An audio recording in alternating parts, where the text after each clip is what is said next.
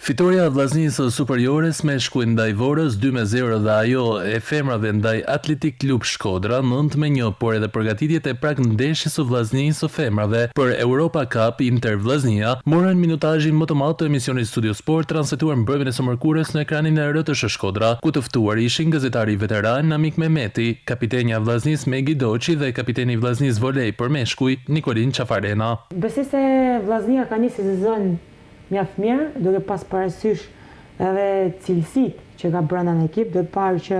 ka shumë cilësi brenda të mira, sidomos në pjesën sulmuese, sepse po të shohësh edhe pjesën e golave që janë shënuar,